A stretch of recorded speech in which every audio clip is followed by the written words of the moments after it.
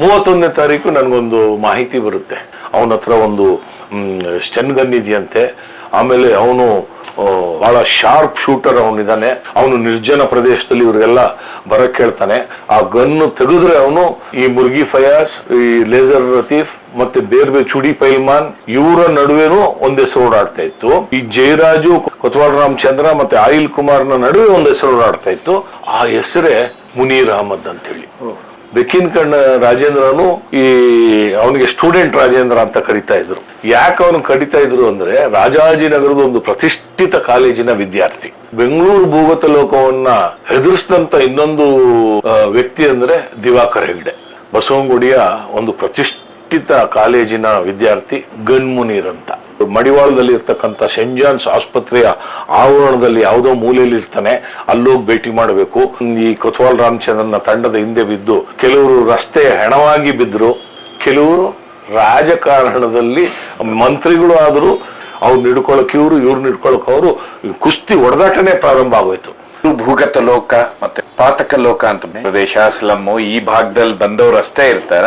ಈ ಪಾತಕ ಲೋಕ ಅಥವಾ ಭೂಗತ ಲೋಕ ಅಂತ ನಾವೇನ್ ಕರಿತೀವಿ, ಅದ್ರೊಳಗೆ ಆ ಲೋಕದೊಳಗೆ ಬರ್ಲಿಕ್ಕೆ ಯಾರಿಗೂ ವಿಶೇಷವಾದ ಏನು ಅರ್ಹತೆಗಳು ಬೇಕಾಗಿಲ್ಲ. ಆಮೇಲೆ ಎಲ್ಲಾ ವರ್ಗದ ಜನ ಅದರೊಳಗೆ ಬಂದು ಹೋಗಿದ್ದಾರೆ. ಬಹುತೇಕರಿಗೆ ಭೂಗತ ಲೋಕ ಅಂದ ತಕ್ಷಣ ಅವರು ಸುಸಂಸ್ಕೃತರಲ್ಲ, ಆಮೇಲೆ ಸಂಸ್ಕೃತಿಹೀನರು, ಅವರಿಗೆ ದೌರ್ಜನ್ಯ ದಬ್ಬಾಳಿಕೆ ಮಾಡಿಕೊಂಡೇ ಬಂದಿರೋರು, ಅಥವಾ ಯಾವುದೇ ಕೌಟುಂಬಿಕ ಹಿನ್ನೆಲೆ ಇಲ್ಲ, ವಿದ್ಯಾವಂತರಲ್ಲ, ಅವಿದ್ಯಾವಂತರೇ ಜಾಸ್ತಿ ಇರ್ತಾರೆ, ಅಥವಾ ಚಟಗಳಿಗೆ ದಾಸರಾಗಿರುವವರು ಭೂಗತ ಲೋಕದಲ್ಲಿ ಪ್ರವೇಶ ಮಾಡಿರ್ತಾರೆ ಅಂತೆಲ್ಲ ಭಾವನೆಗಳಿರ್ತದೆ.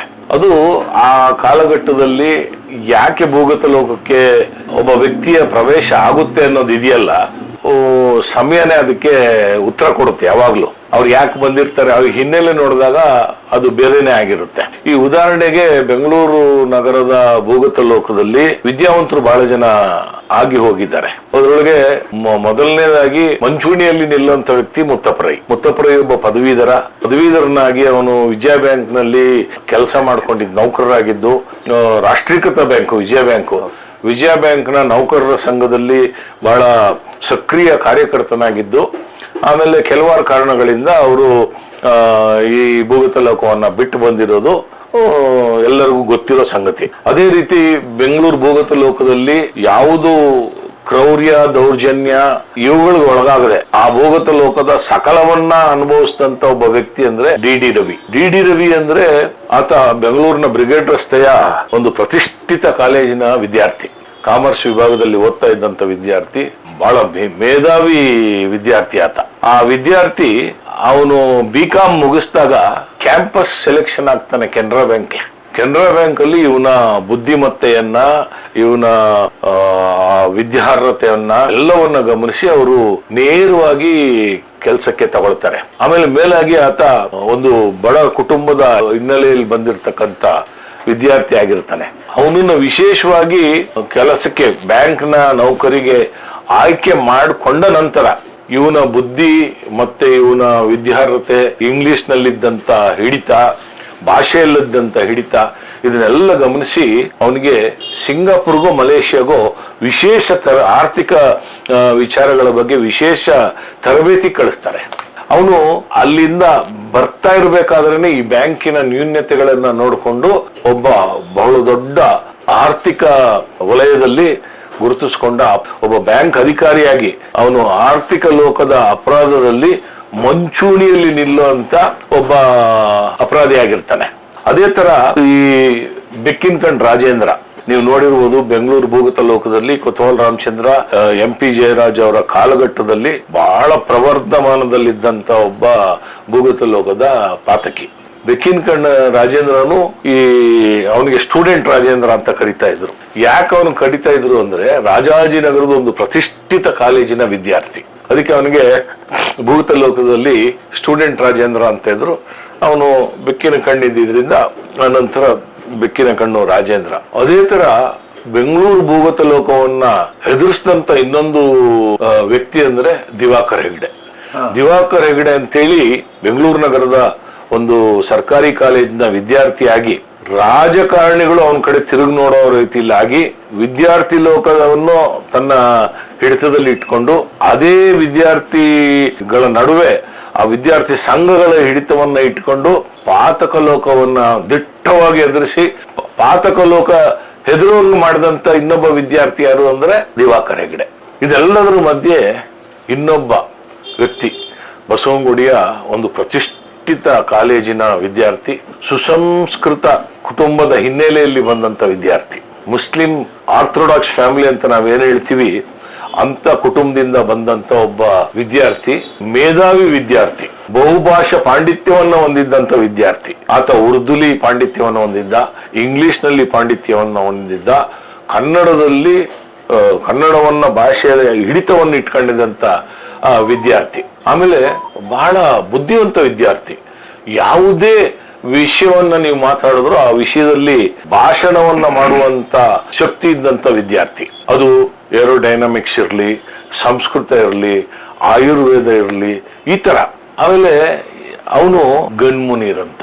ಈ ಪಾತಕ ಲೋಕದಲ್ಲಿ ಮಂಚೂಣಿಗೆ ಹೋದಂತ ಒಬ್ಬ ಯಾರಾದರೂ ವಿದ್ಯಾವಂತ ಪಾತಕಿ ಇದ್ದಾನೆ ಅಂದ್ರೆ ಅದು ಗನ್ಮುನೀರ್. ನಾವು ಈ ಕೊತ್ವಾಲ್ ರಾಮಚಂದ್ರನ ಈ ಭೂಗತ ಲೋಕದ ನಾವೇನು ರೌಡಿ ನಿರೋಧಕ ದಳ ಅಂತ ಹೇಳಿ ಬೆಂಗಳೂರಿನಲ್ಲಿ ಮಾಡಿದಾಗ ಕೊತ್ವಾಲ್ ರಾಮಚಂದ್ರ, MP ಜಯರಾಜ್ ಮತ್ತೆ ಆಯಿಲ್ ಕುಮಾರ್ ಈ ಭಾಗದ ಭೂಗತ ಲೋಕದ ಪಾತಕಿಗಳವರು, ಇವರ ಹಿಂದೆ ಒಂದು ತಂಡವಿತ್ತು. ಆಮೇಲೆ ಈ ದಂಡು ಪ್ರದೇಶದ ಪಾತಕಿಗಳಾದ ಮುರ್ಗಿ ಫಯಾಸ್, ಲೇಸರ್ ಲತೀಫ್, ಕೆಲವು ಪೈಲ್ಮಾನ್ರುಗಳು, ಇವರೆಲ್ಲ ಅದೇ ಮುರ್ಗಿ ಫಯಾಜ್ ಕೋಳಿ ಫಯಾಜ್ ಆ ಭಾಗದ ಪಾತಕಿಗಳ ಒಂದು ತಂಡ ಆದ್ರೆ ಈ ಭಾಗದ ಪಾತಕಿಗಳ ತಂಡ.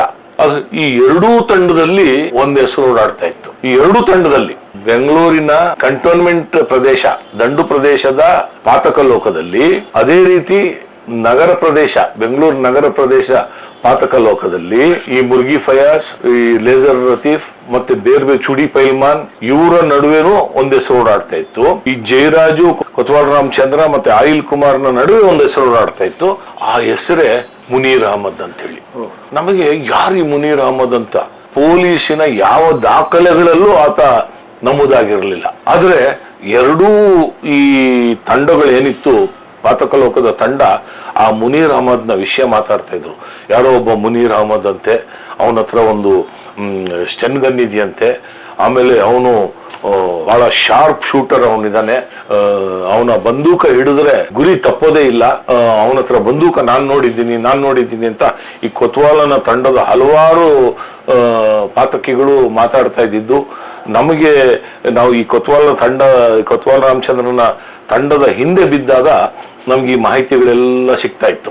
ಅವನು ನಿರ್ಜನ ಪ್ರದೇಶದಲ್ಲಿ ಇವ್ರಿಗೆಲ್ಲ ಬರಕ್ ಕೇಳಿದಾಗ ಒಂದು ಶಾಲ್ ಓದ್ಕೊಂಡಿರ್ತಾನೆ, ಶಾಲ್ ಒಳಗಡೆ ಅವನು ಇದನ್ನ ಒಂದು ಗನ್ ಇಟ್ಕೊಂಡಿರ್ತಾನೆ. ಆ ಗನ್ನು ತೆಗೆದ್ರೆ ಅವನು ಶಾರ್ಪ್ ಶೂಟರ್ ತರ ಶೂಟ್ ಮಾಡ್ತಾನೆ. ನಾವು ನಮ್ಮ ಕಡೆ ತಗೊಳ್ಬೇಕು ಅನ್ನೋ ಪ್ರಯತ್ನ ಎಲ್ಲರೂ ಮಾಡ್ತಾ ಇದ್ದಾರೆ ಅನ್ನೋದು ನಮ್ಗೆ ಈ ರೌಡಿಗಳನ್ನ, ಸಣ್ಣ ಪುಟ್ಟ ರೌಡಿಗಳನ್ನ ಹಿಡಿದಾಗ ಮಾಹಿತಿಗಳು ಸಿಗ್ತಾ ಇತ್ತು. ಆದ್ರೆ ಆಶ್ಚರ್ಯ ಏನು ಅಂದ್ರೆ ಪೊಲೀಸ್ ವಲಯದ ಯಾವುದೇ ಅಧಿಕಾರಿ ಹತ್ರ ಆ ಗನ್ಮುನೀರ್ನ ಮಾಹಿತಿ ಇರಲಿಲ್ಲ. ಅವನು ಎಲ್ಲಿ ಬರ್ತಾನೆ ಅಂತ ನಮಗೆ ಬಂದಾಗ ಈ ಬೆಂಗಳೂರಿನ ಹೊರವಲಯದಲ್ಲಿ, ಮಡಿವಾಳದ ಹೊರವಲಯ, ಈಗ ಕೋರಮಂಗಲದ ಹೊರವಲಯ ಅಂದ್ರೆ ಸಂಪೂರ್ಣ ನಿರ್ಜನ ಪ್ರದೇಶಗಳು. ಮಡಿವಾಳದಲ್ಲಿ ಇರ್ತಕ್ಕಂಥ ಸೆಂಟ್ ಜಾನ್ಸ್ ಆಸ್ಪತ್ರೆಯ ಆವರಣದಲ್ಲಿ ಯಾವುದೋ ಮೂಲೆಯಲ್ಲಿ ಇರ್ತಾನೆ, ಅಲ್ಲೋಗಿ ಭೇಟಿ ಮಾಡಬೇಕು. ಇಲ್ಲ ಮಡಿವಾಳದ ಯಾವುದೋ ಒಂದು ಕೆರೆಯ ದಂಡೆಯಲ್ಲಿ ಇರ್ತಾನೆ, ಅಲ್ಲಿ ಹೋಗಿ ನೋಡ್ಬೇಕು. ಅವನಿಗೆ ಯಾವುದು ಕೆಟ್ಟ ಚಟಗಳಿರಲಿಲ್ಲ. ಅವನು ವಿದ್ಯಾರ್ಥಿ ದಶೆಯಿಂದ ಬಹಳ ಶಿಸ್ತಿನಲ್ಲಿ ಬೆಳೆದಂತ ರೌಡಿ. ಅವ್ರ ತಂದೆ ಬೆಂಗಳೂರಿನ ಒಂದು ಏನು ಪ್ರತಿಷ್ಠಿತ ಪಬ್ಲಿಕ್ ಸೆಕ್ಟರ್ ಯೂನಿಟ್ ಅಲ್ಲಿ ಅಧಿಕಾರಿಯಾಗಿ ಕೆಲಸ ಮಾಡ್ತಾ ಇದ್ದವರು, ಕೇಂದ್ರ ಸರ್ಕಾರದ ಅಧಿಕಾರಿಯಾಗಿ ಕೆಲಸ ಮಾಡ್ತಾ ಇದ್ದವರು, ಕೌಟುಂಬಿಕ ಹಿನ್ನೆಲೆ, ಬಹಳ ವಿದ್ಯಾವಂತರ ಕುಟುಂಬ, ಈ ತರ ಎಲ್ಲ ಮಾಹಿತಿಗಳು ಸಿಗ್ತಾ ಇತ್ತು. ಆದ್ರೆ ಅವನು ಯಾರು, ಅವನ ಚರಿತ್ರೆ ಏನು, ಅವನ ಹಿನ್ನೆಲೆ ಏನು, ಅವನ ಫೋಟೋ ಎಲ್ಲಾದ್ರೂ ಇದೆಯಾ, ಯಾವುದೂ ಸಿಗ್ತಾ ಇರಲಿಲ್ಲ. ಈ ನಡುವೆ ನಾವು ಈ ಪ್ರಕರಣಗಳನ್ನ ತನಿಖೆ ಮಾಡ್ತಾ ಇದ್ವಿ. ಈ ಕೊತ್ವಾಲ್ ರಾಮಚಂದ್ರನ ತಂಡದ ಹಿಂದೆ ಬಿದ್ದು ಆ ಇಡೀ ಸಂಪೂರ್ಣ ಕೊತ್ವಾಲ್ ರಾಮಚಂದ್ರನ ತಂಡವನ್ನ ನಿರ್ನಾಮ ಮಾಡಿದ ಕೀರ್ತಿ ಬೆಂಗಳೂರು ನಗರ ಪೊಲೀಸರದು. ಅದರೊಳಗೆ ಕೆಲವರು ನಿರ್ನಾಮ ಆದ್ರು, ಕೆಲವರು ರಸ್ತೆ ಹೆಣವಾಗಿ ಬಿದ್ರು, ಕೆಲವರು ಸುಧಾರಣೆ ಅಂತ ಹೇಳಿ ಆ ಸೋಗಿನಲ್ಲಿ ಭೂಗತ ಲೋಕದ ಚಟುವಟಿಕೆಗಳನ್ನ ಮುಂದುವರಿಸ್ಕೊಂಡಿದ್ರು.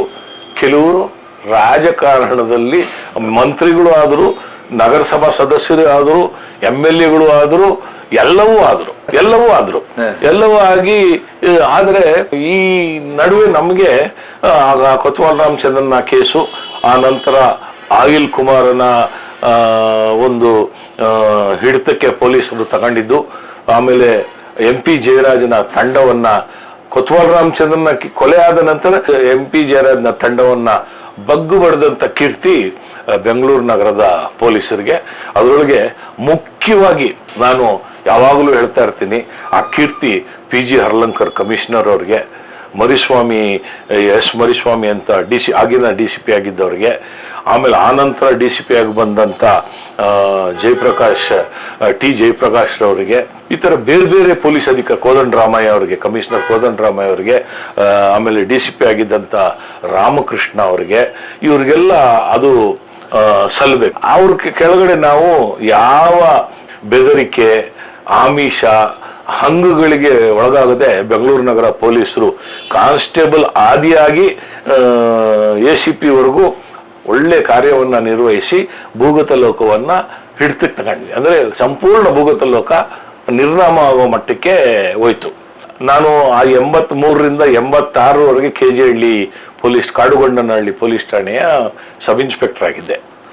ಈ ಕೊತ್ವಾಲ್ ರಾಮಚಂದ್ರನ ತಂಡದ ಇದು ರೌಡಿ ನಿರೋಧಕ ದಳದಲ್ಲಿ ನಾನು ಒಂದು ಪ್ರಮುಖ ಸ್ಥಳದಲ್ಲಿದ್ದೆ ನಾನು. ಆ ನಂತರ ನನಗೆ ಅಶೋಕ್ ನಗರ ಪೊಲೀಸ್ಗೆ ವರ್ಗಾವಣೆ ಆಯಿತು. 1986 ಡಿಸೆಂಬರ್ ತಿಂಗಳಲ್ಲಿ ನನಗೆ ಅಶೋಕ್ ನಗರ ಪೊಲೀಸ್ ಠಾಣೆಗೆ ವರ್ಗಾವಣೆ ಆಯಿತು. ನಿಮಗೆ ಗೊತ್ತಿದೆ, ಅಶೋಕ್ ನಗರ ಪೊಲೀಸ್ ಠಾಣೆ ಅಂದ್ರೆ ಬಹಳ ಬೆಂಗಳೂರು ನಗರದ ಒಂದು ಪ್ರತಿಷ್ಠಿತ ಪೊಲೀಸ್ ಠಾಣೆ. ಅದು ಯಾವಾಗಲೂ ಬ್ಯುಸಿಯಾಗಿರ್ತಕ್ಕಂಥ ಪೊಲೀಸ್ ಠಾಣೆ. ಡಿಸೆಂಬರ್ 31ನೇ ತಾರೀಕು MG ರಸ್ತೆ ಮತ್ತು ಬ್ರಿಗೇಡ್ ರಸ್ತೆಯಲ್ಲಿ ಹೊಸ ವರ್ಷದ ಸಂಭ್ರಮಾಚರಣೆಯ ದೊಡ್ಡ ಬಂದೋಬಸ್ತ್ ಇರುತ್ತೆ. ಅದು ಈಗಲೂ ನಡೀತಾ ಇದೆ, ಬಹಳ ವರ್ಷಗಳಿಂದ ನಡ್ಕೊಂಡು ಬರ್ತಾ ಇರೋವಂಥ ಇದು. ಆ ಬಂದೋಬಸ್ತು ಆ ಪೊಲೀಸ್ ಠಾಣೆ ಮತ್ತೆ ಕಬ್ಬನ್ ಪಾರ್ಕ್ ಪೊಲೀಸ್ ಠಾಣೆಗೆ ಒಂದು ಚಾಲೆಂಜಿಂಗ್ ದಿವಸ ಆಗಿರುತ್ತೆ.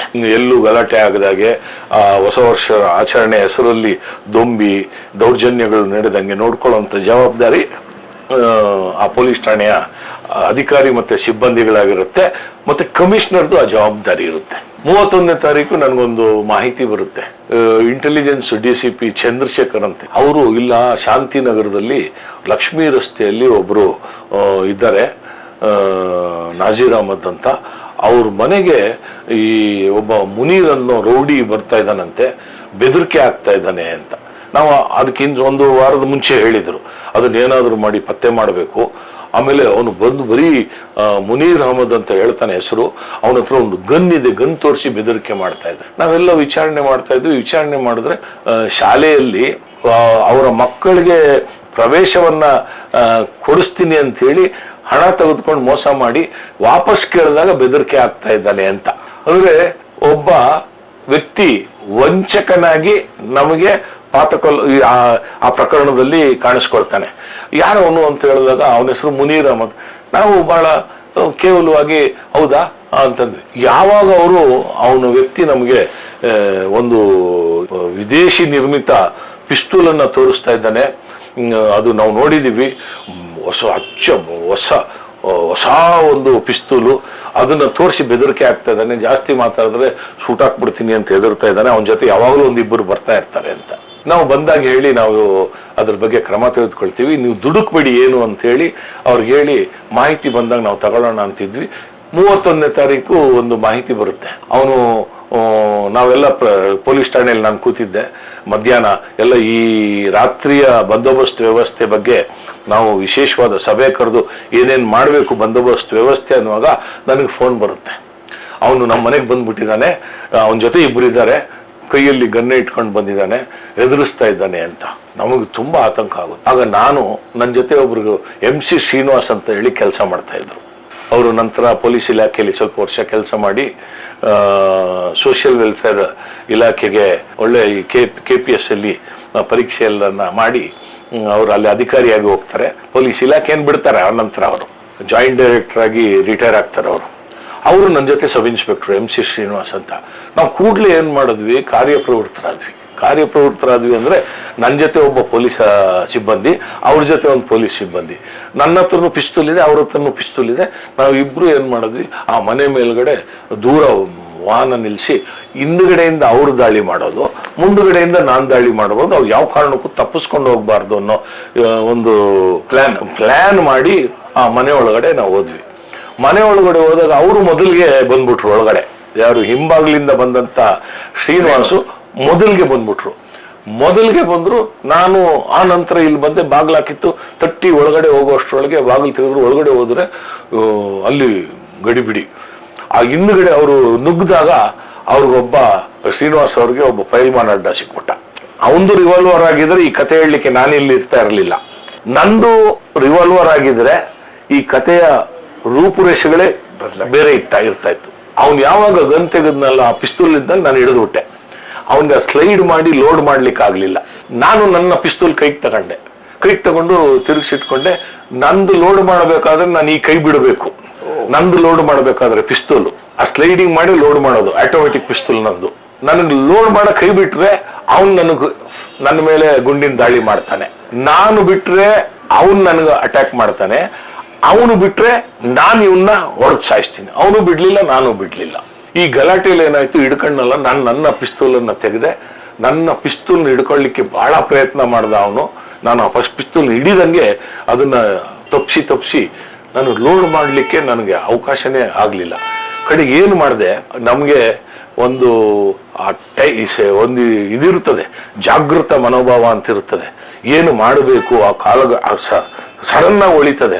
ಆಗ ಏನು ಮಾಡಿದೆ, ಆ ಪಿಸ್ತೂಲ್ ಹಾಗೆ ತಗೊಂಡು ಆ ಹುಡುಗ ಇದ್ನಲ್ಲ, ಅವ್ನು ಸ್ವಲ್ಪ ಸಣ್ಣ ವಯಸ್ಸಿನ ಹುಡುಗ ಇದ್ದ, ಒಂದು 20 ವರ್ಷ ಅಥವಾ 21 ವರ್ಷ ಇರ್ಬೋದು. ಎತ್ತಿ ನಾನು ಆ ಪಿಸ್ತೂಲ್ ಬಲವಾಗಿ ಅವನ ತಲೆ ಮೇಲೆ ಹೊಡೆದೆ.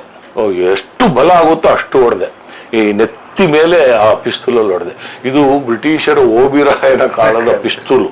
ಬಹಳ ಹೆಚ್ಚು ಕಡಿಮೆ 1 kg ತೂಕದ ಪಿಸ್ತೂಲ್ ಇರಬೇಕು ಅಷ್ಟುದು. ಅದ್ರ 13 ರೌಂಡ್ಸ್ ಬೇರೆ, .32 ಪಿಸ್ತೂಲ್. ಅದು ಎಷ್ಟು ಬಂದು ಬುಲೆಟ್ಸ್ ಇರ್ತದೆ? 13 ಬುಲೆಟ್ ಇತ್ತು ನಂದು ಯಾವಾಗಲೂ ನಾನು 10-13 ಬುಲೆಟ್ ಹಾಕೊಂಡಿರ್ತೀನಿ. ಏನೂ ಆಗ್ಲಿಲ್ಲ. ನಾನು ತಿರ್ಗಾ ಇವನ್ ಮೇಲೆ ನಾನು ನನ್ನ ಆತ್ಮರಕ್ಷಣೆ ಮಾಡ್ಕೊಳ್ಬೇಕು. ನಾನು ಆ ಪಿಸ್ತೂಲ್ನ ಕೈ ಬಿಟ್ರೆ ನನ್ನ ಪೊಲೀಸ್ನವ್ರನ್ನ ಎಲ್ಲರನ್ನೂ ಸಾಯಿಸ್ತಾನ ಅವನು. ಅವನು ಆಟೋಮೆಟಿಕ್ ಪಿಸ್ತೂಲ್. ಅದ್ರೊಳಗೆ 14 ರೌಂಡ್ ಏನೋ ಹಾಕೊಂಡಿದ್ದ ಅಂತ ಕಾಣುತ್ತೆ. ನಾನು ಬಿಡ್ಲಿಲ್ಲ. ನನಗೆ ತಕ್ಷಣ ಉಳಿದಿದ್ದು ನನ್ನ ಆತ್ಮರಕ್ಷಣೆಗೆ. ನಾನು ಅವನ ಮೇಲೆ ದಾಳಿ ಮಾಡಲಿಲ್ಲ ಅಂದ್ರೆ ಅವನು ನನ್ನ ಮೇಲೆ ದಾಳಿ ಮಾಡಿ ನಾನು ಪ್ರತಿ ದಾಳಿ ಮಾಡಲೇಬೇಕಿತ್ತು. ಮಾಡಿದೆ. ಒಂದು ಹೊಡೆತಕ್ಕೆ ಕುಸಿದ್ ಬಿದ್ಬಿಟ್ಟ. ತಲೆ ನೆತ್ತಿ ಹೊಡೆದಿದ್ದ ಏಟ್ಗೆ ಕುಸಿದ್ ಬೀಳ್ತಾ ಇರ್ಬೇಕಾದ್ರೆ ಕೈ ಬಿಟ್ಟಾಗ ನಮ್ಮ ಪೊಲೀಸ್ನವರೆಲ್ಲ, ಸರ್ ಅವನು ಇಷ್ಟೆಲ್ಲ ನಮ್ಮನ್ನ ಕೊಲ್ಲಕ್ ಪ್ರಯತ್ನ ಮಾಡಿದ್ದಾನೆ, ಶೂಟ್ ಮಾಡ್ಬಿಡೋಣ ಅವನಿಗೆ ಅಂದ್ರು. ಕುಸಿದ್ ಬಿದ್ದಿದ್ದಾನೆ. ಅವನು ಪೈಲ್ಮಾನ ಗಡಗಡ ನಡುಗ್ತಾ ಇದ್ದಾನೆ, ಮೂತ್ರ ಮಾಡ್ಕೊಂಡ್ಬಿಟ್ಟಿದ್ದಾನೆ. ಇನ್ನೊಬ್ಬ ಪೈಲ್ಮಾನ ಶ್ರೀನಿವಾಸರವರ ಹೊಡೆತಕ್ಕೆ ಕುಸ್ತೋಗ್ಬಿಟ್ಟಿದ್ದಾನೆ. ನಾವು ಪ್ರತಿ ದಾಳಿ ಇಷ್ಟೇ ಸಾಕು, ದಸ್ತಗಿರಿ ಮಾಡ್ಕೊಳ್ಳೋಣ ಅಂತೇಳಿ ದಸ್ತಗಿರಿ ಮಾಡ್ಕೊಂಡ್ವಿ. ಆ ಪಿಸ್ತೂಲ್ ನೋಡ್ತೀನಿ, ಇಂಪೋರ್ಟೆಡ್, ಅದೇನೋ ವೆಬ್ಲಿ ಸ್ಕಾಟ್ ಅಂತ ಒಂದು ಬರ್ತಾ ಇತ್ತು, ಇಂಪೋರ್ಟೆಡ್ ಬ್ರ್ಯಾಂಡ್ ನ್ಯೂ ಹೊಸ ಪಿಸ್ತೂಲು. ಅವನ ಜೋಬಲ್ ನೋಡ್ತೀನಿ 20 ಜೀವಂತ ಗುಂಡುಗಳು. ಇದೆಲ್ಲ ಸಂಜೆ ಸಮಯ ನಡೆದಿದೆ ಸರ್? ರಾತ್ರಿ ಮಧ್ಯಾಹ್ನ ಎಲ್ಲ ಹಿಡಿದ್ವಿ. ಆಮೇಲೆ ಮಾಡಿದ್ವಿ. ಆ ಮನೆಯವರು ಒಂದು ದೂರನ್ನ ಕೊಟ್ರು. ಇದು 1986 ಡಿಸೆಂಬರ್ ಮನೆಯವರು ದೂರು ಕೊಟ್ವಿ. ಆಮೇಲೆ ನಾವು ಆತ್ಮರಕ್ಷಣೆಗೆ ನಾವು ಅವನಿಗೆ ಹೊಡೆದಿದ್ದೀವಿ, ಆಮೇಲೆ ಅವನ ಮೇಲೆ ದಾಳಿ ಮಾಡಿದ್ದೀವಿ, ಎಲ್ಲವನ್ನ ನಮೂದು ಮಾಡಿ ಒಂದು ಕೇಸ್ ದಾಖಲು ಮಾಡಿಕೊಂಡು ಅಶೋಕ್ ನಗರ ಪೊಲೀಸ್ ಠಾಣೆಯಲ್ಲಿ ನಾವು ಆ ಕೇಸನ್ನು ತನಿಖೆ ಮಾಡ್ತೀವಿ. ಇವನ್ನ ದಸ್ತಗಿರಿ ಮಾಡಿ ವಿಚಾರಣೆ ಮಾಡಬೇಕಾದ್ರೆ ಪೊಲೀಸರ ವಿಚಾರಣೆಗೆ ಅವನು ತಡ್ಕೊಳ್ಳಿಲ್ಲ. ಅವನೇನ್ ಮಾಡ್ದ, ಮನೆಯೊಳಗಡೆ ಇನ್ನೊಂದು ಪಿಸ್ತೂಲ್ ಇಟ್ಟಿದ್ದೀನಿ ಅಂದ. ಅದು .45 ಕ್ಯಾಲಿಬರ್ನ ಪಿಸ್ತೂಲ್ ರಿವಾಲ್ವರ್, ನಾನು ಮರ್ತಿದ್ದೀನಿ. ಇದು ಅಮೆರಿಕ ದೇಶದಲ್ಲಿ ನಿಷಿದ್ಧವಾದಂತ ಶಸ್ತ್ರಾಸ್ತ್ರ. ಅಲ್ಲಿ ನಿಷೇಧ, ಬ್ಯಾನ್ ಇದೆ. ಹೌದು, ಅಲ್ಲಿ ಬ್ಯಾನ್ ಆಗಿರ್ತಕ್ಕಂಥ ವೆಪನ್ ಇದು. ಹೊಸ ಒಂದೊಂದು ಗುಂಡು ಇಷ್ಟಿಷ್ಟಪ್ಪ 4-5, ಅದರೊಳಗೆ ಬಹಳ ಹತ್ತಿರದಿಂದ ಹೊಡೆದ್ರೆ ಆನೆಗಳನ್ನ ಕೊಲ್ಬಹುದು ಅಂತ ಪಿಸ್ತೂಲ್, ಅದು ಪಿಸ್ತೂಲು ರಿವಾಲ್ವರ್ ಇರಬೇಕು. ಅದನ್ನು ವಶ ಮಾಡಿಸ್ಕೊಂಡ್ವಿ. ಮನೆ ದಸ್ತಗಿರಿ ಮಾಡಿದಾಗ ಮನೆಯೊಳಗಡೆ ಒಂದು ಡೈನಮಿಟ್ ಸಿಗ್ತದೆ, 2 ಡೈನಮಿಟ್ಗಳೇನೋ ಸಿಗುತ್ತೆ. ಆ ಡೈನಮಿಟ್ಗೆ ಒಂದು ಜೆಲಾಟಿನ್ ಕಡ್ಡಿ ಹಚ್ಚಿದ್ರೆ ಬ್ಲಾಸ್ಟ್ ಆಗ್ಬಿಡು ಅಂಥ ಡೈನಮಿಟ್ಟು. ಇದೇನಪ್ಪ ಇವನು ಈ ಮಟ್ಟಕ್ಕಿದ್ದಾನೆ. ಮನೆ ನೋಡಿದ್ರೆ ಒಬ್ಬ ಪ್ರತಿಷ್ಠಿತ ಸುಸಂಸ್ಕೃತ ಧಾರ್ಮಿಕ ಬೀರುಗಳ ಕುಟುಂಬ, ಮುಸ್ಲಿಂ ಕುಟುಂಬ, ವಿದ್ಯಾವಂತರ ಮುಸ್ಲಿಂ ಕುಟುಂಬ. ಆಮೇಲೆ ಮನೆಯೆಲ್ಲ ಜಪ್ತಿ ಮಾಡಿದ್ರೆ 5 ಪಾಸ್ಪೋರ್ಟ್ ಸಿಗುತ್ತೆ. 5 ಪಾಸ್ಪೋರ್ಟ್, ಒಬ್ಬನೇ ವ್ಯಕ್ತಿಯ 5 ಪಾಸ್ಪೋರ್ಟ್, ಫೋಟೋ ಅವರಿಂದೇನೆ. ಆಗ ಟೆಕ್ನಾಲಜಿ ಇಷ್ಟು ಮುಂದುವರೆದಿರಲಿಲ್ಲ, ಕಂಪ್ಯೂಟರು ಇದೆಲ್ಲ ಇರಲಿಲ್ಲ. ಒಂದರಲ್ಲಿ ಮುನೀರ್ ಅಹಮದ್ ಅಂತೇಳಿ, MA ಮುನೀರ್ ಅಹಮದ್ ಅಂತ, ಮುನೀರ್ ಅಹಮದ್ ಕುರೇಶಿ ಅಂತ, MA ಕುರೇಶಿ ಅಂತ, ಬೇರೆ ಬೇರೆ ಹೆಸರಿನಲ್ಲಿ ಒಬ್ಬನೇ ವ್ಯಕ್ತಿಯ, ಒಂದರಲ್ಲಿ ದಾಡಿ, ಒಂದರಲ್ಲಿ ಟೋಪಿ ಹಾಕೊಂಡು ಫೋಟೋ, 5 ಪಾಸ್ಪೋರ್ಟ್ ಸಿಕ್ತು. ಒಂದು ಪಾಸ್ಪೋರ್ಟು ಮೈಸೂರಿನ ಸರಸ್ವತಿ ಪುರಂನ ವಿಳಾಸ, ಇನ್ನೊಂದು ಪಾಸ್ಪೋರ್ಟು ಅಲ್ಸೂರ್ ಗೇಟ್ನ ಒಂದು ವಿಳಾಸ, ಇನ್ನೊಂದು ಪಾಸ್ಪೋರ್ಟು ಬಸವನಗುಡಿಯ ವಿಳಾಸ, ಅವನ ಕಾಯಂ ವಿಳಾಸದ ಒರಿಜಿನಲ್ ಪಾಸ್ಪೋರ್ಟ್. ಈ 5 ಪಾಸ್ಪೋರ್ಟುಗಳು ಸಿಕ್ತು. ಈ ಪಾಸ್ಪೋರ್ಟುಗಳು ನೋಡಿದ್ರೆ ಇವನು ಅಷ್ಟು ಸಣ್ಣ ವಯಸ್ಸಲ್ಲಿ ಫ್ರಾನ್ಸ್ಗೆ ಹೋಗಿದ್ದಾನೆ, ಟರ್ಕಿಗೆ ಹೋಗಿದ್ದಾನೆ, ಪಾಕಿಸ್ತಾನಕ್ಕೆ ಹೋಗಿದ್ದಾನೆ. ಇವನು ಹಿನ್ನೆಲೆ ನೋಡಿ ನಮಗೆ ಗಾಬರಿ ಆಗೋಯ್ತು. ಏನು ಇವರು ಈ ಭೂಗತ ಲೋಕ ಯಾರಿಗೆ ಒಬ್ಬ ಗನ್ನಿಟ್ಕೊಂಡು ಬರ್ತಾನೆ, ಮುನೀರ್ ಅಂತ ಬರ್ತಾನೆ ಅಂತ.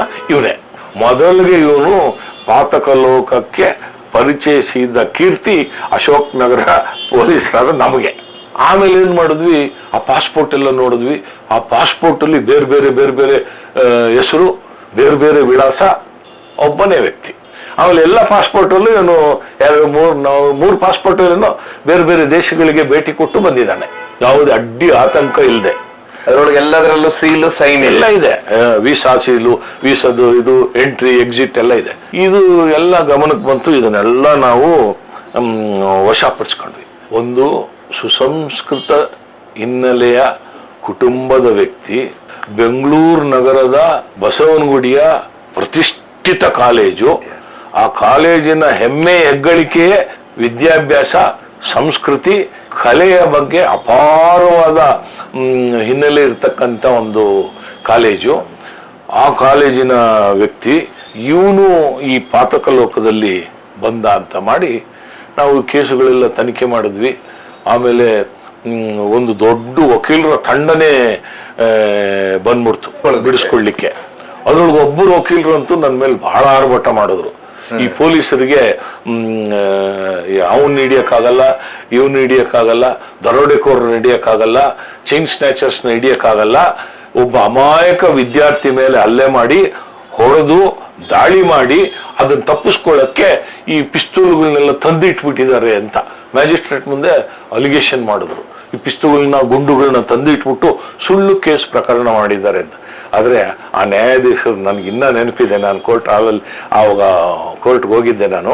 ಅವಾಗ ಅವ್ರು ಹೇಳ್ತಾರೆ, ಅಲ್ರಿ ಆ ಪಿಸ್ತೂಲ್ ಎಲ್ಲ ಹೊಸದು, ಆಮೇಲೆ ಪೊಲೀಸರಿಗೆ ತಂದಿಡಕ್ಕೇನು ಹುಚ್ಚಿಡ್ದಿದ್ಯಾ, ಯಾಕೆ ಈ ಥರದ್ದೆಲ್ಲ ವಿತಂಡವಾದಗಳನ್ನ ಮಾಡ್ತೀರಿ ಅಂತ. ಸ್ವಾಮಿ ಹೊಡೆದಿದ್ದಾರವರು, ಅದಕ್ಕೋಸ್ಕರ ಇಟ್ಟಿದ್ದಾರೆ. ಅವ್ರು ನನಗೆ ಕೇಳಿದ್ರು, ಏನ್ರಿ ಈ ಥರ ಹೊಡೆದ್ಬಿಟ್ಟಿದ್ದೀರಾ? ಹೌದು ಸ್ವಾಮಿ ಹೊಡೆದಿದ್ದೀವಿ ಅಂತ ಹೇಳ್ತಾ ಇದ್ದಾರೆ. ಹೌದು, ಅದನ್ನೇ ನನ್ನ FIR ಅಲ್ಲೇ ಬರೆದಿದ್ದೀವಿ ನಾವು. ಹೊಡೆದಿರೋದು, ಅವ್ನಿಗೆ ಗಾಯ ಆಗಿರೋದು, ಚಿಕಿತ್ಸೆ ಮಾಡಿಸಿರೋದು ಅವನಿಗೆ ಬೋರಿಂಗ್ ಆಸ್ಪತ್ರೆಯಲ್ಲಿ. ನಾವು FIR ಅಲ್ಲಿ ಯಾಕೆ ಹೊಡೆದ್ರಿ ಅಂತ ಹೇಳೋದು, ಆತ್ಮರಕ್ಷಣೆಗೆ ಅಂತ. ಆತ್ಮರಕ್ಷಣೆಗೆ ಮಾಡಿದ್ರೆ ಇದು ಸಬ್ಜೆಕ್ಟು ನಿಮ್ಮ ತನಿಖೆ ಅದಕ್ಕೆಲ್ಲ ಬರುತ್ತೆ, ನೀವು ಬಿಡಿ ಅಂದ್ರು. ನನಗೆ ಪೊಲೀಸ್ ಕಸ್ಟಡಿಗೆ ಬೇಕು ಅಂತ ಕೇಳಿದೆ. ಅವ್ರು ಕೊಡಬಾರ್ದು ಅಂತ ಅವ್ರ ವಕೀಲರ ತಂಡ. ಆದರೆ ಆ ನ್ಯಾಯಾಧೀಶರು ನನಗೆ ಪೊಲೀಸ್ ವಶಕ್ಕೆ ಕೊಟ್ಟರು.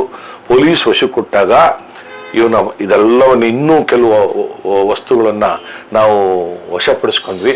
ವಶಪಡಿಸ್ಕೊಂಡಾಗ ಈ 5 ಪಾಸ್ಪೋರ್ಟ್ಗಳನ್ನು ಪಡೆದ ಬಗ್ಗೆ, ಹೇಗೆ ಪಡೆದ ಅಂತ ಕಸ್ಟಡಿಗೆ ಆಯ್ತು. ಆಮೇಲೆ ಪಡೆದ ಅಂತ ತನಿಖೆ ಮಾಡೋಕ್ಕೆ ಪ್ರಾರಂಭ ಮಾಡಿದ್ರೆ ಬೇರೆ ಬೇರೆ ಪೊಲೀಸ್ ಠಾಣೆಲ್ಲ, ಮೈಸೂರು, ಅಲ್ಸೂರ್ ಗೇಟು, ಬಸವನಗುಡಿ, ಆಮೇಲೆ ಜಯನಗರ, ಈ ಥರ 5 ಪೊಲೀಸ್ ಸ್ಟೇಷನ್ಗಳಲ್ಲಿ ಮಾಡಿದಂಥ ಪಾಸ್ಪೋರ್ಟ್ಗೆ ಯಾವ ರೀತಿ ಪಡ್ಕೊಂಡ, ಈ ನಕಲಿ ಪಾಸ್ಪೋರ್ಟ್ ಅಲ್ವಾ, ಇದನ್ನೆಲ್ಲ ಸೇರಿಸಿ ಒಂದು ಕ್ರೋಢೀಕರಿಸಿ ಅಲ್ಸೂರ್ ಪೊಲೀಸ್ ಠಾಣೆಯಲ್ಲಿ ಒಂದು ಕೇಸನ್ನು ನಾವು ದಾಖಲು ಮಾಡ್ತೀನಿ. ಆದ್ರೆ ಇವನ್ನ ವಿಚಾರಣೆಯಲ್ಲಿ ಜೈಲಲ್ಲಿದ್ದಾಗ ಇವನ್ನ ಫೋಟೋ ತಗೋಬೇಕು, ಬೇರೆ ಬೇರೆ ತರ, ಒಂದರಲ್ಲಿ ದಾಡಿ ಹಾಕೊಂಡಿದ್ದಾನೆ, ಒಂದರಲ್ಲಿ ಕ್ಯಾಪ್ ಹಾಕೊಂಡಿದ್ದಾನೆ, ಒಂದರಲ್ಲಿ ಏನು ಮೀಸೆ ದಾಡಿ ಏನೂ ಇಲ್ಲ, ಈ ತರದೆಲ್ಲ ಬೇರೆ ಬೇರೆ ಇದೆ. ಅದೇ ರೀತಿ ನಾವು ಫೋಟೋ ತಗೋಬೇಕು ಅಂದಾಗ ದೊಡ್ಡ ಗಲಾಟೆ ಆಯ್ತು ಕೋರ್ಟಲ್ಲಿ. ನಾವು ಅದಕ್ಕೆ ಅನುಮತಿ ಕೊಡಬಾರ್ದು ಅಂತ ಅವ್ರ ವಕೀಲರೆಲ್ಲ ಮಾಡಿದ್ರು. ಆದ್ರೆ ಈ ಐಡೆಂಟಿಫಿಕೇಶನ್ ಆಫ್ ಪ್ರಿಸನರ್ಸ್ ಆಕ್ಟ್ ಅಂತ ಒಂದಿದೆ ನಮ್ಮ ದೇಶದ ಒಂದು ಕಾನೂನು, ಐಡೆಂಟಿಫಿಕೇಶನ್ ಆಫ್ ಪ್ರಿಸನರ್ಸ್ ಆಕ್ಟ್ ಅಂತ. ಆ ಆಕ್ಟ್ ಪ್ರಕಾರ ನಾವು ಈ ವ್ಯಕ್ತಿ ಏನೇನು ವೇಷಭೂಷಣ ಮಾಡ್ಕೊಂಡಿದ್ನೋ ಅದನ್ನ ನಾವು ಮಾಡಿ ಇದಕ್ಕೆ ತಾಳೆ ಆಗುತ್ತಾ ಇಲ್ಲೋ ಅಂತ ನಾವು FSL ಅಲ್ಲಿ ಒಪಿನಿಯನ್ ತಗೊಳ್ಬೇಕಾದ್ರಿಂದ ಅವನಿಗೆ ಆ ಥರ ಡ್ರೆಸ್ ಮಾಡಿ ನಾವು ಫೋಟೋ ತಗೊಳ್ಳಿಕ್ಕೆ ಅವಕಾಶ ಬೇಕು ಅಂತ ಕೇಳಿದ್ವಿ. ಅವ್ರು ಅವಕಾಶ ಕೊಡಬಾರ್ದು ಅಂತ. ಆದರೆ ಮಾನ್ಯ ನ್ಯಾಯಾಲಯ ನಮಗೆ ಅವಕಾಶ ಕೊಡ್ತು. ನಾವು ಅಲ್ಲೋಗಿ ಫೋಟೋ ತಗೊಂಡು ಅವನು ದಾಡಿ ಇದ್ದದ್ದು, ಕ್ಯಾಪು, ಮೀಸೆ ಇಲ್ಲದೆ ಇರುವಂಥದ್ದು ಇಂಥದ್ದೆಲ್ಲ ಫೋಟೋ ತೆಗೆದು ಕಳೆದಾಗ FSL ಇಂದ ಒಂದು ವರದಿ ಬರುತ್ತೆ, ಇದೇ ವ್ಯಕ್ತಿ ಒಂದೇ ವ್ಯಕ್ತಿ ಈ ಎಲ್ಲ ಫೋಟೋದಲ್ಲಿರೋದು ಅಂತ, ಪಾಸ್ಪೋರ್ಟ್ ಅಲ್ಲಿ ಇರೋದು, ಆಮೇಲೆ ಈ ವ್ಯಕ್ತಿ ಒಬ್ಬನೇ ಅಂತ ನಮಗೆ ದೃಢೀಕರಿಸ್ತಾರೆ. ನಿಮಗೆ ಆಶ್ಚರ್ಯ ಆಗ್ಬೋದು, ಈ ಕೇಸನ್ನು ನಾನು ಪತ್ತೆ ಮಾಡಿರೋದು 86ನೇ ಇಸ್ವಿಲಿ, 1986. 986 87ಕ್ಕೆ ಅಲ್ಸೂರ್ ಪೊಲೀಸ್ ಠಾಣೆಯಲ್ಲಿ ಪಾಸ್ಪೋರ್ಟ್ ಕಚೇರಿ ಅಲ್ಲಿದ್ದರಿಂದ ನಾವು ಅಲ್ಲಿ ಒಂದು ದೂರನ್ನ ದಾಖಲು ಮಾಡಿದೆ. 87ಕ್ಕೆ ಕೇಸು ದಾಖಲಾಯಿತು. ಈಗೆಷ್ಟು 2025. ಇಲ್ಲಿಯವರೆಗೆ 1987ರಿಂದ 2025 ಏಪ್ರಿಲ್ ತಿಂಗಳವರೆಗೆ ನನಗೆ ಆ 5 ಪಾಸ್ಪೋರ್ಟ್, ನಕಲಿ ಪಾಸ್ಪೋರ್ಟ್ಗಳ ಬಗ್ಗೆ ಕೋರ್ಟಿಂದ ಸಮನ್ಸ್ ಬಂದಿಲ್ಲ, ವಾರಂಟ್ ಬಂದಿಲ್ಲ. ಆ ಕೇಸು ಏನಾಗಿದೆ ಅಂತೇಳಿ ನನಗೆ ಇಲ್ಲಿವರೆಗೂ ಮಾಹಿತಿ ಇಲ್ಲ. ಅಂದ್ರೆ ವ್ಯವಸ್ಥೆಯ ನ್ಯೂನ್ಯತೆಯನ್ನ ನಾನು ನಿಮ್ಗೆ ಹೇಳ್ತಾ ಇದ್ದೀನಿ. 38 ವರ್ಷ ಕಳೆದು ಹೋಗಿರ್ಬೋದು ಈಗಾಗಲೇ. ಆದ್ರೂ ಸಹ ಆ ಕೇಸ್ ಏನಾಗಿದೆ ಅಂತ ಇಲ್ಲ. ಆದ್ರೆ ನಾವು ಶಾಂತಿನಗರದಲ್ಲಿ ಅವ್ರು ನನ್ನ ಮೇಲೆ ಅಟ್ಯಾಕ್ ಮಾಡಿದಾಗ ನಾವು ಗನ್ ಸೀಸ್ ಮಾಡಿದ್ದು, ಡೈನಮೈಟ್ ಸೀಸ್ ಮಾಡಿದ್ದು, ಇದೆಲ್ಲ 97ರಲ್ಲಿ 86, 10 ವರ್ಷ ಬಿಟ್ಟು 11 ವರ್ಷ ಬಿಟ್ಬಿಟ್ಟು ವಿಚಾರಣೆಗೆ ಬರುತ್ತೆ.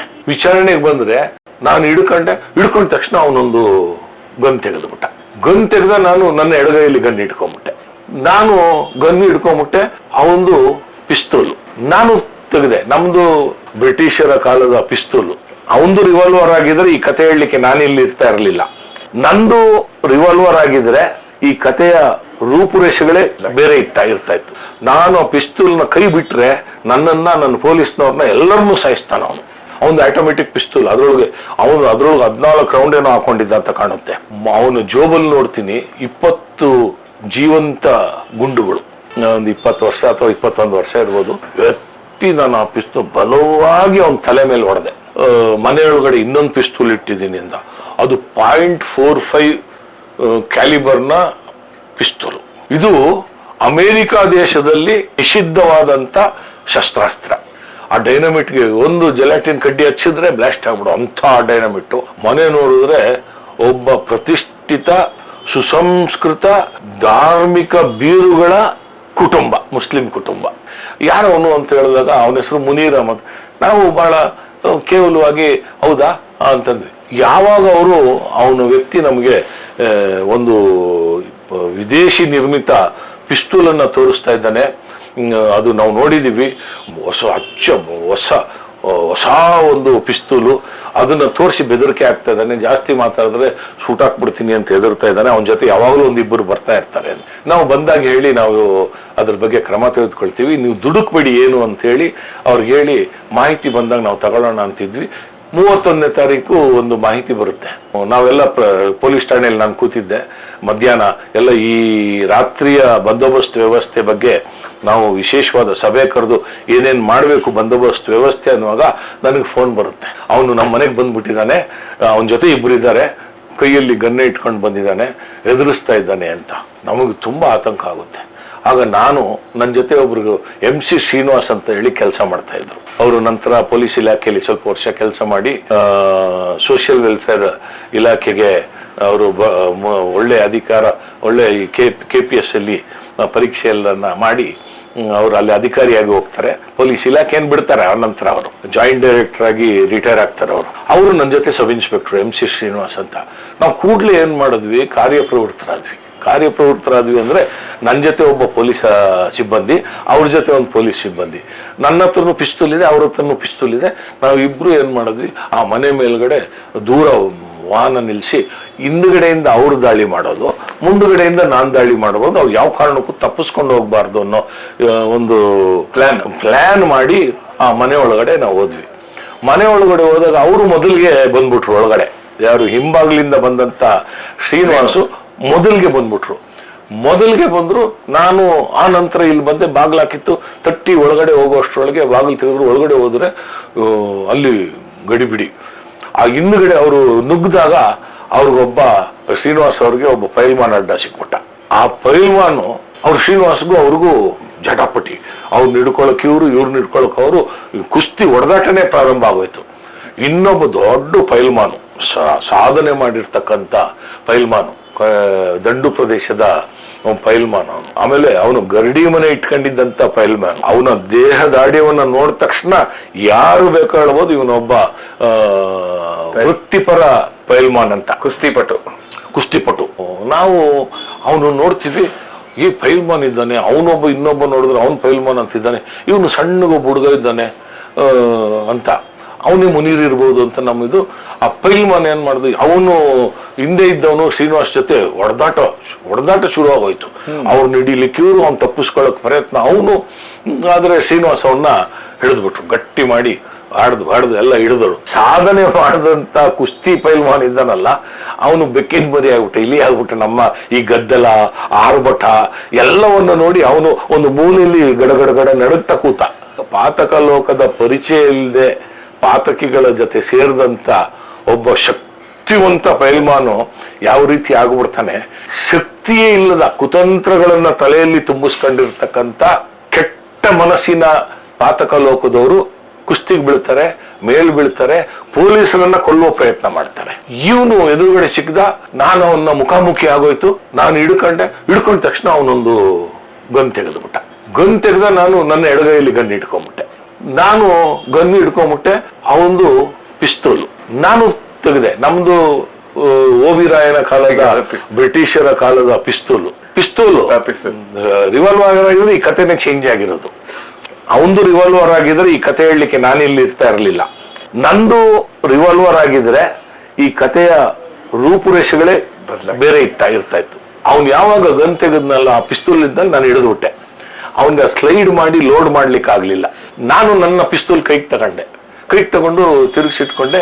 ನಂದು ಲೋಡ್ ಮಾಡಬೇಕಾದ್ರೆ ನಾನು ಈ ಕೈ ಬಿಡಬೇಕು. ನಂದು ಲೋಡ್ ಮಾಡಬೇಕಾದ್ರೆ ಪಿಸ್ತೂಲ್ ಆ ಸ್ಲೈಡಿಂಗ್ ಮಾಡಿ ಲೋಡ್ ಮಾಡೋದು, ಆಟೋಮೆಟಿಕ್ ಪಿಸ್ತೂಲ್ ನಂದು. ನನಗೆ ಲೋಡ್ ಮಾಡೋ ಕೈ ಬಿಟ್ರೆ ಅವನ್ ನನ್ನ ಮೇಲೆ ಗುಂಡಿನ ದಾಳಿ ಮಾಡ್ತಾನೆ. ನಾನು ಬಿಟ್ರೆ ಅವನ್ ನನಗೆ ಅಟ್ಯಾಕ್ ಮಾಡ್ತಾನೆ. ಅವನು ಬಿಟ್ರೆ ನಾನು ಇವನ್ನ ಹೊಡೆದು ಸಾಯಿಸ್ತೀನಿ. ಅವನು ಬಿಡ್ಲಿಲ್ಲ, ನಾನು ಬಿಡ್ಲಿಲ್ಲ. ಈ ಗಲಾಟೆಯಲ್ಲಿ ಏನಾಯ್ತು, ಹಿಡ್ಕೊಂಡಲ್ಲ, ನಾನು ನನ್ನ ಪಿಸ್ತೂಲನ್ನ ತೆಗೆದೆ. ನನ್ನ ಪಿಸ್ತೂಲ್ನ ಹಿಡ್ಕೊಳ್ಳಿಕ್ಕೆ ಬಹಳ ಪ್ರಯತ್ನ ಮಾಡ್ದ ಅವನು. ನಾನು ಆ ಫಸ್ಟ್ ಪಿಸ್ತೂಲ್ ಹಿಡಿದಂಗೆ ಅದನ್ನ ತಪ್ಪಿಸಿ ನಾನು ಲೋಡ್ ಮಾಡ್ಲಿಕ್ಕೆ ನನಗೆ ಅವಕಾಶನೇ ಆಗ್ಲಿಲ್ಲ. ಕಡೆಗೆ ಏನು ಮಾಡಿದೆ, ನಮ್ಗೆ ಒಂದು ಇದಿರ್ತದೆ, ಜಾಗೃತ ಮನೋಭಾವ ಅಂತ ಇರ್ತದೆ. ಏನು ಮಾಡಬೇಕು ಆ ಕಾಲ ಸಡನ್ ಆಗಿ ಹೊಳಿತದೆ.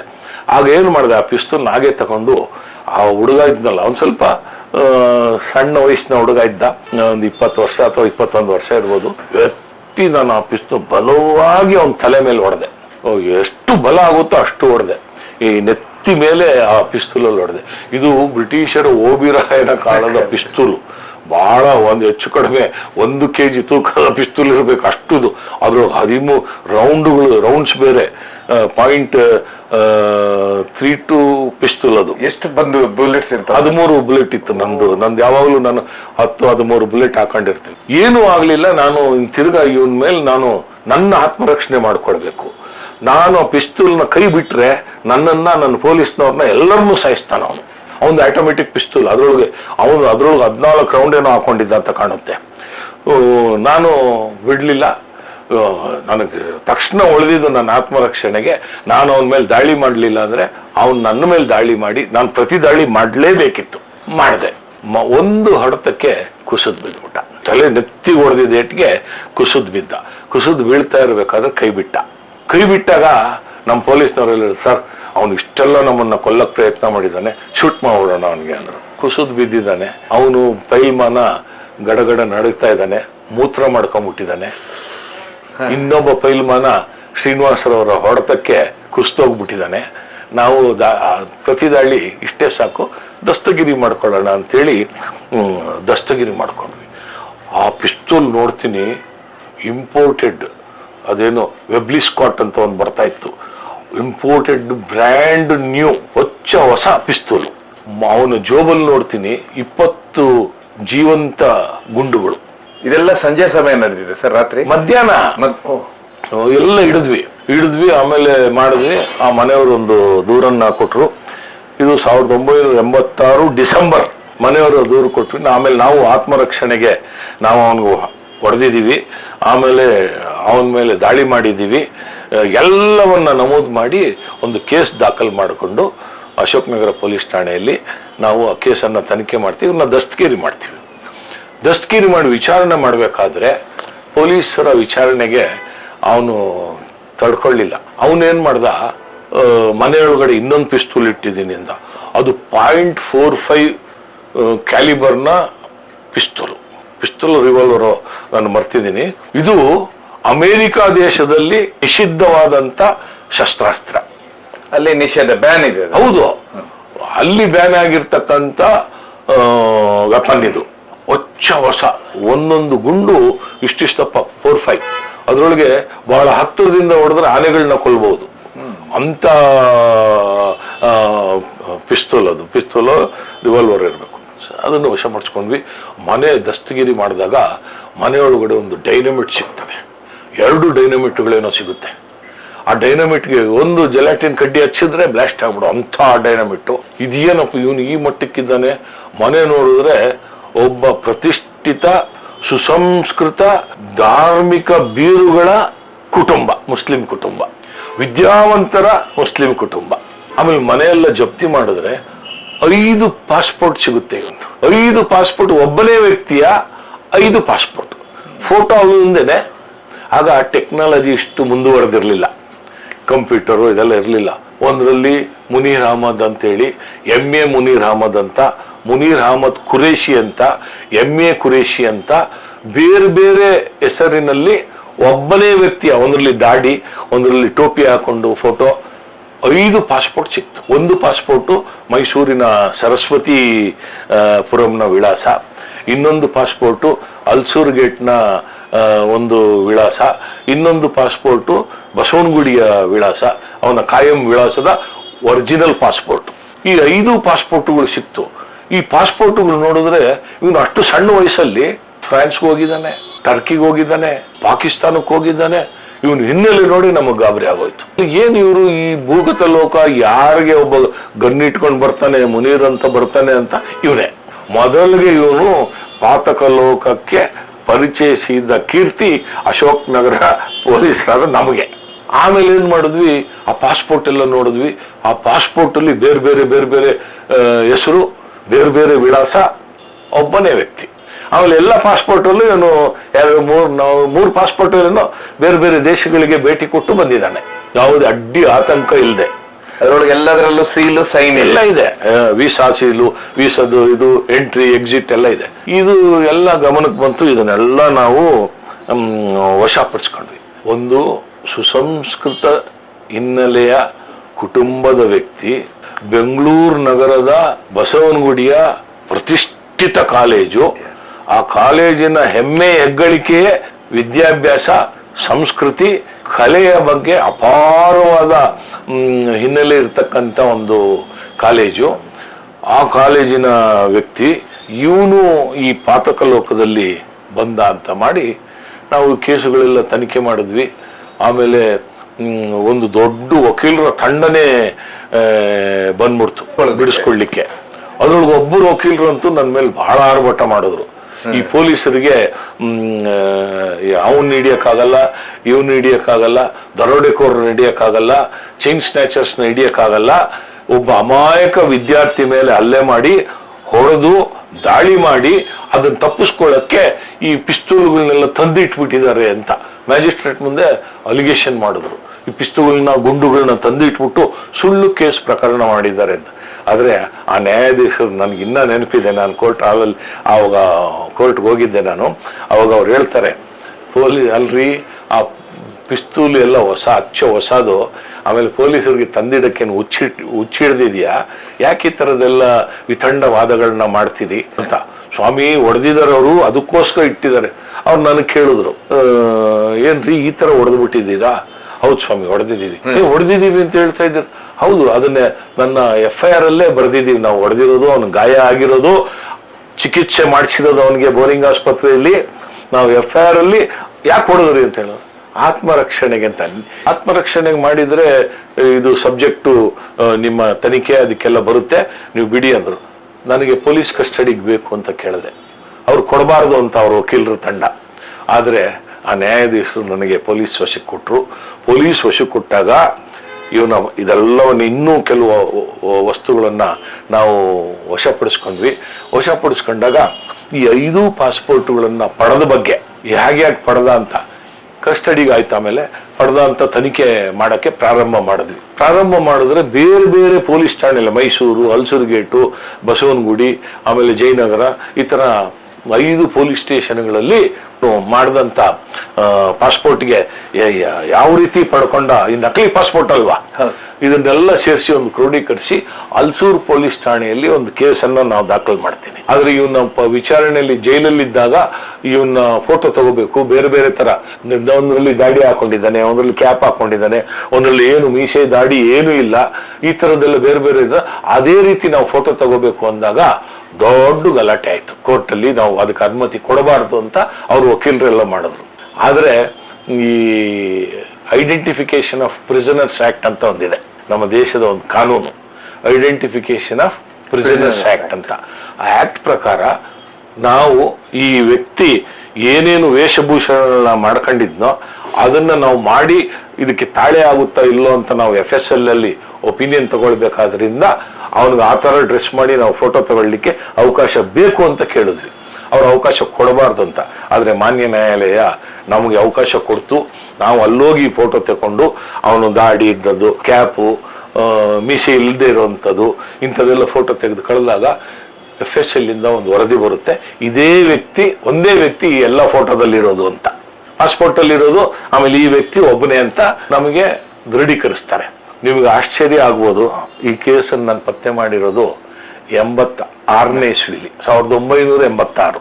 986 ಇವತ್ತು 87ಕ್ಕೆ ಹಲಸೂರು ಪೊಲೀಸ್ ಠಾಣೆಯಲ್ಲಿ ಪಾಸ್ಪೋರ್ಟ್ ಕಚೇರಿ ಅಲ್ಲಿದ್ದರಿಂದ ನಾವು ಅಲ್ಲಿ ಒಂದು ದೂರನ್ನ ದಾಖಲು ಮಾಡಿದೆ. 87ಕ್ಕೆ ಕೇಸು ದಾಖಲಾಯಿತು.